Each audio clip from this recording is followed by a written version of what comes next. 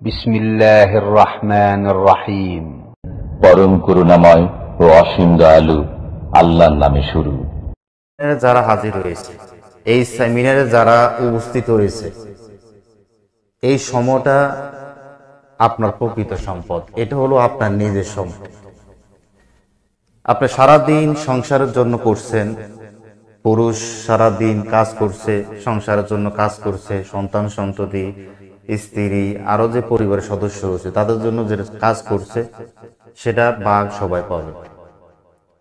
আপনি যদি 10 টাকা রুজি করেন, এই 10 টাকার ভাগ স্ত্রী, সন্তান সন্ততি, ভাই বোন এবং অন্যান্য আত্মীয় স্বজন পাবে, সেটা সবাই ভাগ পাবে। কিন্তু এখানে আপনি বসে আছেন, দিনে আলোচনা শোনার জন্য আসছেন, এই নিয়তে আসছেন যে দিন শিখবো।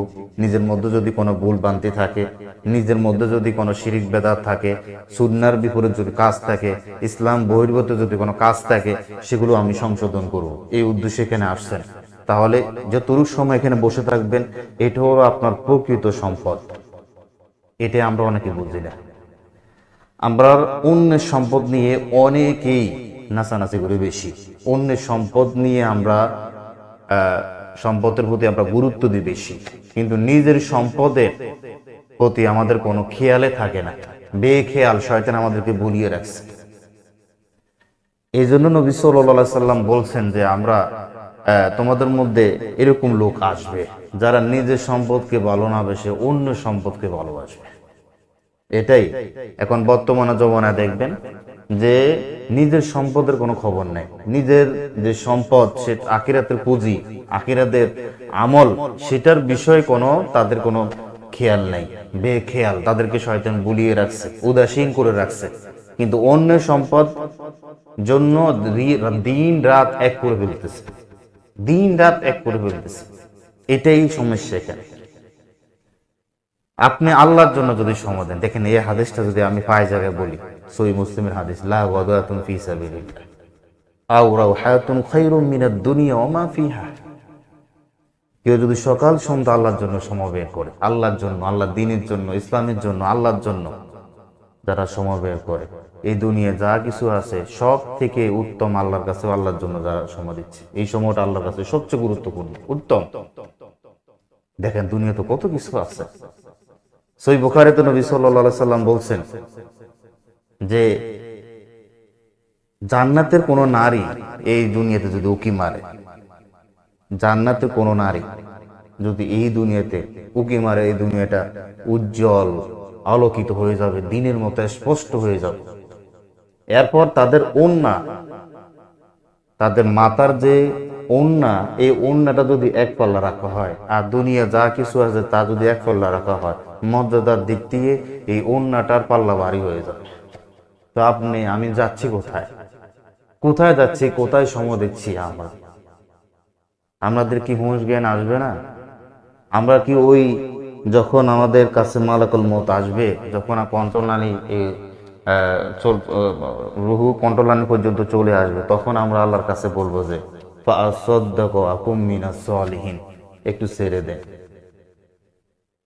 এই রুজিউ, আমাকে একটু ফিরত পাঠান, আমাকে একটু ফিরত পাঠান।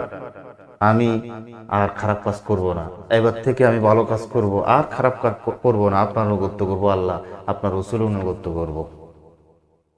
এই কথা কি আমাদের বলার জন্য আমরা কি বসে আছি যে এই কথা আল্লাহর কাছে বলবো, মালাকুল মউতকে দেখে নেব, আল্লাহর কাছে এটা বলবো যে আর একটু সুযোগ দেন? আল্লাহ কি সুযোগ দিবে?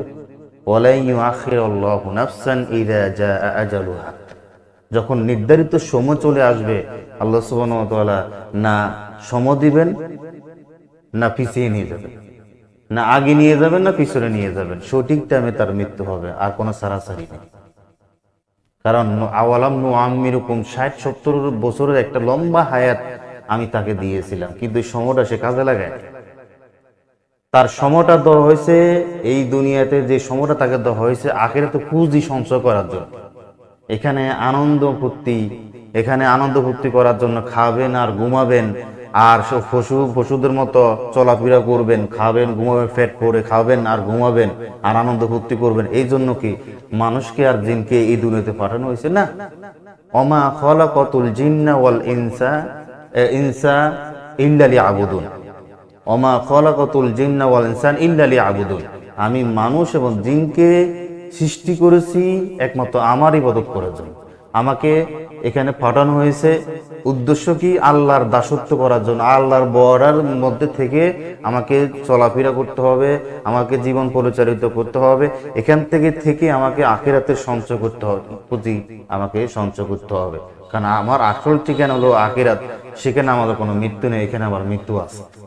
এখানে আমি 2 দিনের মেহমান। এটা আপনাকে চিন্তা করতে হবে, প্রত্যেকে চিন্তা করা দরকার। প্রত্যেকে চিন্তা করা দরকার যে কি জন্য আমাকে দুনিয়াতে সময় দেওয়া হয়েছে, আমাকে কোন কাজে এই সময় ব্যয় করার জন্য বলা হয়েছে। প্রত্যেকে চিন্তা করা দরকার যে আমি কি জন্য এসেছি, আমার লক্ষ্য কি, আমাকে কোন উদ্দেশ্যে দুনিয়াতে পাঠানো হয়েছে।